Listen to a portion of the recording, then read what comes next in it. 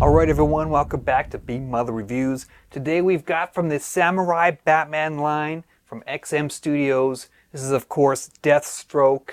Now I've been lucky enough to review the original Samurai Batman. I've reviewed Poison Ivy, and with all the conventions I've been to the last couple years, I have seen every single piece in the Samurai line except for the new Nightwing, which was just revealed a couple weeks ago at SGCC. So we're going to do all our regular review stuff here. We're going to talk sculpt and design. We're going to talk paint, production quality. Then I'm going to tell you where I think this guy ranks in the awesome lineup of characters from the Samurai line. So let's get into the review right now.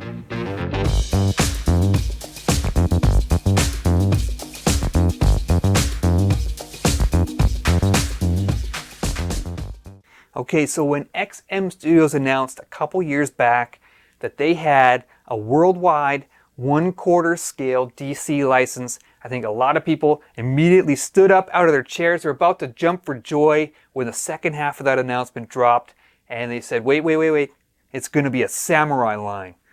A lot of people, including myself, sat back down and were pretty skeptical of that. Weren't quite sure if it was going to work out, but Samurai Batman drops, and it was a big success, and this line has really flourished since then. There's been a ton of characters made so far. It's really allowed XM to flex some creative muscle, and they've added Deathstroke here to the line.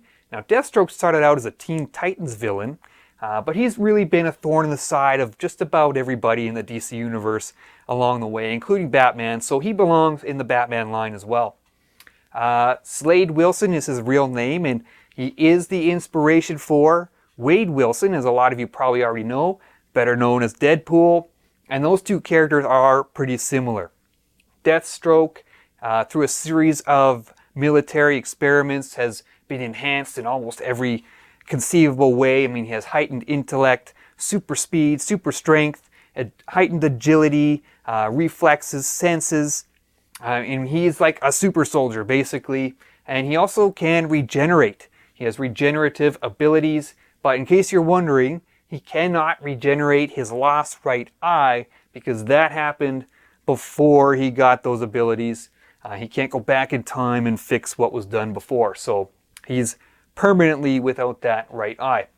Now, Deathstroke, I think, really suits this Samurai line well. And we're going to talk more about that in Sculpt and Design next. Alright, sculpt and design on this statue. Now this piece was sculpted by a fellow named Gabe Pernia, and he did an amazing job. I'll just say that off the top. I mean, check out this base. He's standing atop this sort of broken demon samurai sculpture. This huge face here. It's got a sort of a skeletal look, but it's got the eyes still in the socket. He got these big sort of demonic teeth there. And he's wearing a traditional samurai style helmet that looks like it was made of some kind of metal. You got the ropes strung through the different layers of the helmet. And you look at the top of the helmet here is crushed. It's just a really highly detailed base. I mean, you can look at it and see all the textures and little intricate carvings that he's put in there. Great job on the base. And they didn't spare any detail either on Deathstroke himself. He looks fabulous. This suit of armor, I almost get kind of an Arkham Asylum type vibe from the video game series. You might remember the Prime 1 statue from that series. A very highly armored up Deathstroke. But this suit of armor blends that old world samurai style with some high-tech futuristic vibes. You start off with kind of the traditional almost skirt of armor down his thighs here. And you can look at the orange parts. Those all look a little bit more traditional to me with the plating, how it shingles down over his feet, and then here on his forearm and his shoulder. That gives to me a little bit of that samurai style, whereas the blue parts of the armor are a little bit more futuristic looking. I mean, look at the armor through the knees here, look very high tech. You got the band of shotgun shells across his chest. You can turn it around here and see, you know, the more modern straps and buckles there, and he's got this sort of under armor of Kevlar. It looks really good. It suits his character so well. My favorite part on this whole sculpt has got to be the mask. It's the traditional split two-tone colored mask of Deathstroke, but you get that demon theme from the base echoed here on the mask. You can see the teeth up the side, gives it this really evil, demonic look. And then the orange looks like it's made of flames that's crawling up the side of the mask. You can almost picture those flames writhing in front of you. It's really a unique look, but still quintessential Deathstroke. I mean, this character just suits the line so well, and that's why I like it so much. I think, he doesn't look out of place at all in this lineup. Now this configuration here is definitely my preferred with the mask and the two swords, but you do get a couple switch outs for this piece, and I'm going to show you those next. Alright, so quickly I mentioned a couple switch outs for this piece. You get an alternate left arm, you can see here holding the shotgun, and you get an alternate unmasked portrait. Now, this portrait was added, or changed I should say, a little ways into the production. He was originally supposed to be bald. They decided to change it, and I think that was for the better. I really like the look of this with the hair. He's got that signature white hair that he has in the comics. But it's sort of done in this top knot kind of samurai style of hair, so helps suit the theme of the line a lot better, I think, than being bald. So there's your switch outs. Let's talk about some paint.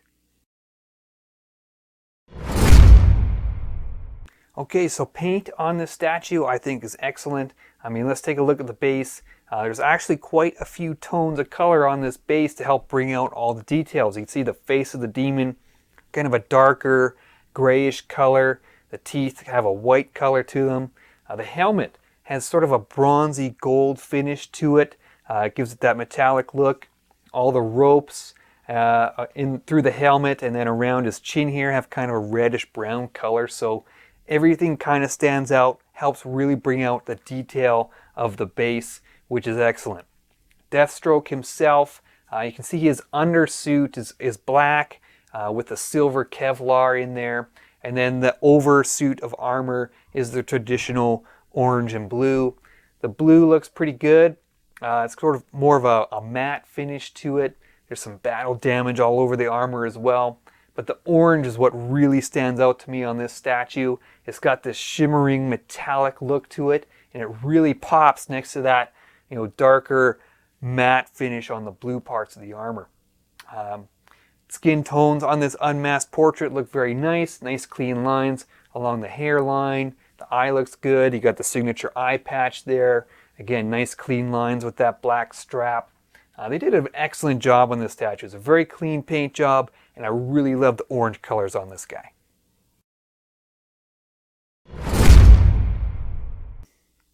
Alright, so moving on to production and build quality for this statue now. As with most XM statues, you do get inside the box, you get the assembly guide. It has, the packing layout, and it's got step-by-step instructions for how to put this thing together. It's not too difficult, but you always have that in case you need it.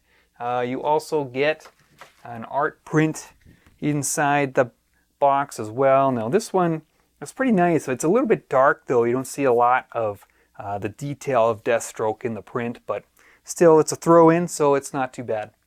The statue itself, it's an XM piece, so it's big, it's heavy. You get the nice packaging, the box and everything.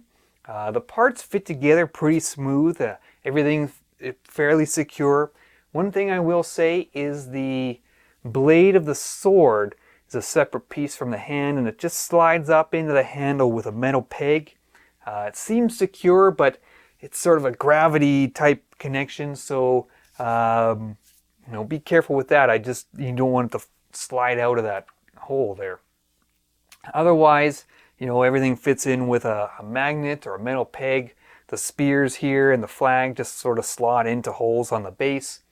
So it goes together pretty smooth, and really no big complaints with how the parts fit.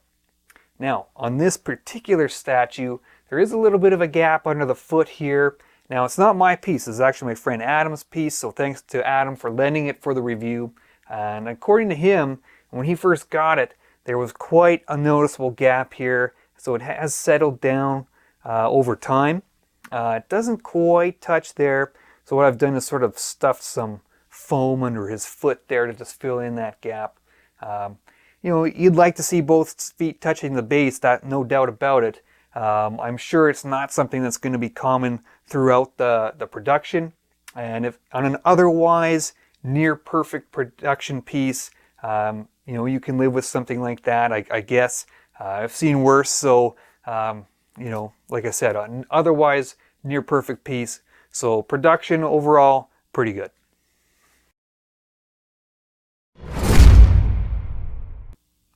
Alright, we have reached the end of the review. It's time to wrap things up for XM Studios Samurai Deathstroke. We talked about the sculpt and I think it's fantastic. There's all kinds of detail all over this statue. I particularly like the mask. We have the demon teeth and then the flames. The orange flames look like they're crawling up the side of the mask there. Speaking of the orange, I really like how they painted that. They gave it sort of a metallic, kind of glossy, shimmering look to it. And the paint job's fantastic throughout, very clean. The production quality on this piece, overall pretty good. You get some nice switch outs, great packaging. Of course, it's big, it's heavy. You get a high quality feel to it. Most of the parts fit together very smooth and secure. I mentioned the gap under the foot there on this particular piece, so not perfect, but still really, really good on this guy. What I like best about this piece is the design. I think that the character blends so nicely with the samurai theme. I mean, this could easily be a suit of armor that he wears in the comics, and I think the fact that the character Deathstroke just blends so seamlessly with these Japanese elements is why I think this statue is my favorite in the samurai line so far. I think it turned out absolutely fantastic. I really loved it when I saw it for the first time at New York Comic Con last year, and it's just as good as I remember now that I have it here sitting in front of me. So excellent work from XM Studios. I hope you guys enjoyed the review. Stay tuned to the channel because there's always more to come, and we'll talk to you guys soon.